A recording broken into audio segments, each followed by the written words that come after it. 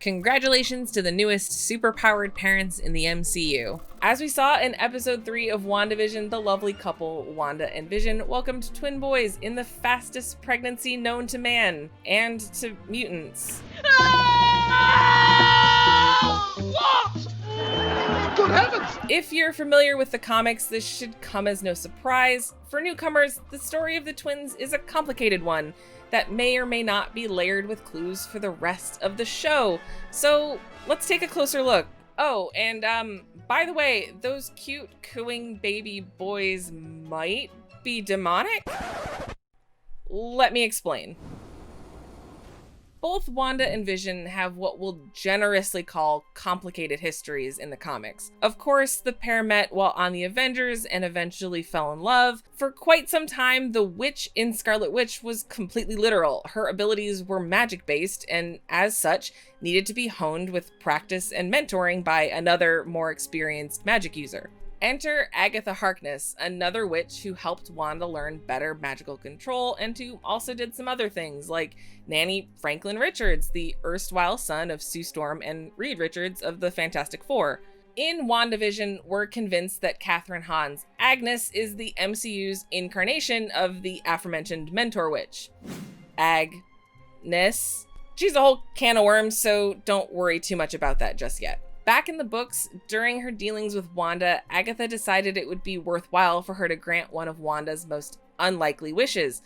You see, Wanda and Vision were in love, and for a while there, they quit the Avengers and became completely determined to live normal human lives in a normal human community. This didn't necessarily work out for them, but they really gave it a shot. And part of being a normal human couple was starting a family, but Vision was a synthezoid, or an artificial human, and therefore not able to organically have kids. So Agatha magically helped it happen. Wanda got pregnant, had twins, and for a brief moment there, everyone was very happy. Then, naturally, the other shoe dropped. It was revealed that the magic Agatha had used to allow Wanda her pregnancy had actually been 2 shards of the soul of a demon named Master Pandemonium, who had originally just been a guy who made a deal with Mephisto, one of Marvel's literal incarnations of the devil. Part of Master Pandemonium's story involves limb amputations, and by removing the shards of his soul, he lost some of his limbs, which sent him on a quest to come collect. Unfortunately for Wanda and Vision, this meant finding them and reabsorbing the children, which became, you guessed it, literal baby arms. Don't believe me? Take a look. What the f***, right?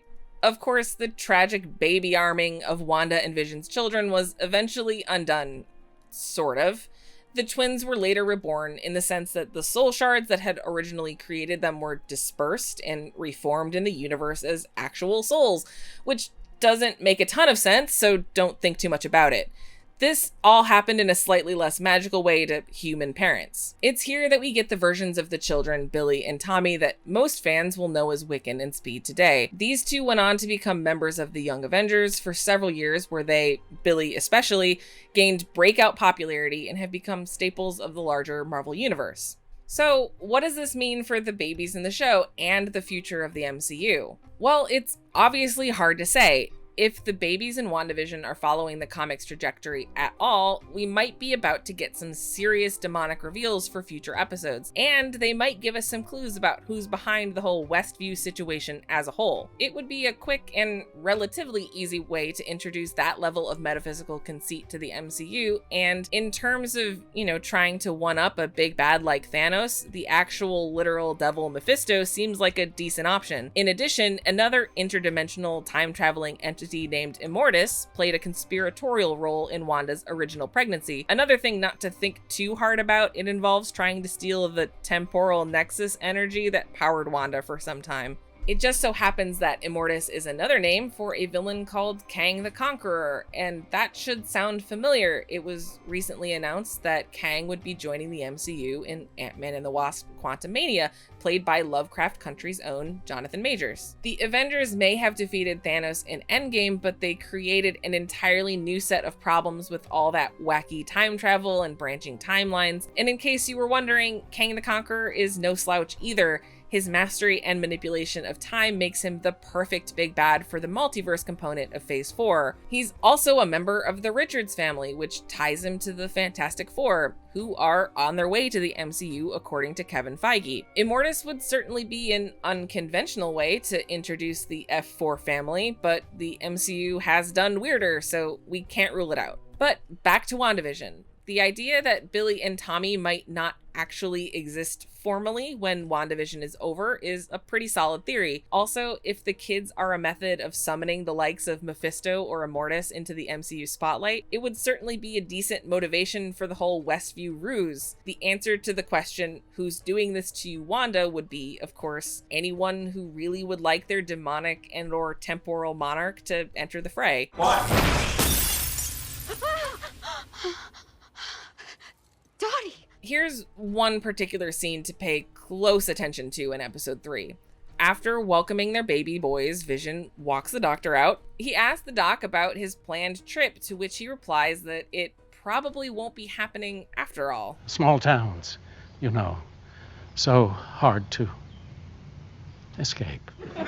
Escape. That word stops Vision in its tracks. It definitely implies that Westview residents are confined to their location against their will, and kinda sounds like something changed now that the babies have been born. Just after this exchange, we get another peculiar one with Agnes and neighbor Herb. She and Herb are having what looks like a somewhat fraught conversation about what's going on next door before Vision interrupts. Specifically, Agnes wants to know what Geraldine is doing there. If you believe that Mephisto is behind all of this, perhaps it's Agnes working in conjunction with him using her magic somehow and trying to keep Wanda under control in the bubble. Herb nearly comes clean about what Geraldine is or is doing there, but can't finish his sentence. She came here because we're all... She came here because we're all what? What are you trying to tell me? Trapped? That lines up nicely with the Doctor's escape. So maybe Geraldine traveled to this reality as a member of SWORD in order to help Wanda break free, and Agnes isn't too excited about it.